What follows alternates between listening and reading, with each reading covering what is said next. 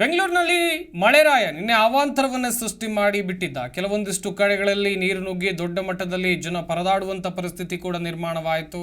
ಪ್ರಮುಖವಾಗಿ ಗಮನಿಸ್ತಾ ಹೋಗೋದಾದರೆ ಈ ರಾಜಕಾಲುವೆ ನೀರು ನುಗ್ಗಿ ಅವಾಂತರ ಎಲ್ಲಿ ಸೃಷ್ಟಿಯಾಗಿತ್ತೋ ಆ ಜಾಗಗಳಿಗೆ DCM DK ಶಿವಕುಮಾರ್ ಭೇಟಿ ಕೊಟ್ಟಿದ್ದಾರೆ. ರಮಣಶ್ರೀ ಕ್ಯಾಲಿಫೋರ್ನಿಯಾ ಲೇಔಟ್ಗೆ DKಶಿ ಭೇಟಿ ಕೊಟ್ಟರು. ನಿನ್ನೆ ರಾಜಕಾಲುವೆ ನೀರು ನುಗ್ಗಿ ಅವಾಂತರ ಹಿನ್ನೆಲೆಯಲ್ಲಿ ವಿಸಿಟ್ ಕೊಟ್ಟಿದ್ದಾರೆ. ನಾರ್ತ್ ವುಡ್ ವಿಲಾಸ್ ಸೇರಿ ಹಲವೆಡೆ DKಶಿ ಪರಿಶೀಲನೆಯನ್ನು ಮಾಡಿದ್ದಾರೆ. DCM DKಶಿಗೆ BBMP ಮುಖ್ಯ ಆಯುಕ್ತ ತುಷಾರ್ ಗಿರಿನಾಥ್ ಕೂಡ ಸಾಥ್ ಕೊಟ್ಟರು. ಯಲಹಂಕ ವಲಯ ಆಯುಕ್ತ ಕರಿಗೌಡ ಸೇರಿ ಹಲವು ಹಿರಿಯ ಅಧಿಕಾರಿಗಳು ಮಾಹಿತಿಯನ್ನು ಕೊಟ್ಟಿದ್ದಾರೆ DCMಗೆ. ರಾಜಕಾಲುವೆ ಪೂರ್ಣ ಆಗದೇ ಇರೋದಕ್ಕೆ ಏನು ಕಾರಣ ಅಂತ DCMಗೆ ಮಾಹಿತಿಯನ್ನು ಕೊಟ್ಟಿರೋದು ಅಧಿಕಾರಿಗಳಿಲ್ಲೇ. ಅರಣ್ಯ ಇಲಾಖೆ ಹಾಗೆಯೇ BBMP ನಡುವೆ ಗೊಂದಲ ಇರುವ ಕಾರಣಕ್ಕೆ ರಾಜಕಾಲುವೆ ಕಾಮಗಾರಿಯಲ್ಲಿ ತೊಡಕು ಉಂಟಾಗ್ತಾ ಇದೆ.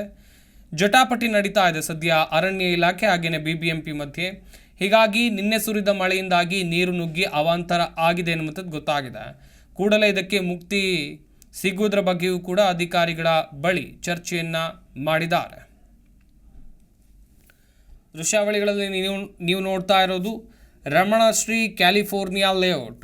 DCM DK ಶಿವಕುಮಾರ್ ಇಲ್ಲಿಗೆ ಭೇಟಿ ಕೊಟ್ಟರು. ಅಷ್ಟೇ ಅಲ್ಲದೆ ಅಧಿಕಾರಿಗಳು ಇಲ್ಲಿನ ಮಾಹಿತಿಯನ್ನು DCMಗೆ ಕೊಟ್ಟಿದ್ದಾರೆ. ಕಾರಣ ಏನು ಅಂತ ಹೇಳಿ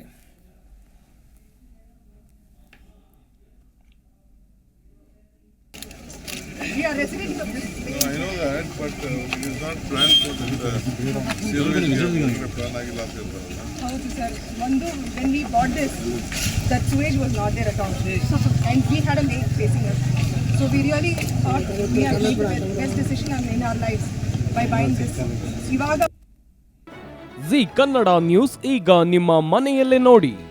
ಎಲ್ಲ ಕೇಬಲ್ಗಳಲ್ಲಿ ಈಗ ಲಭ್ಯ.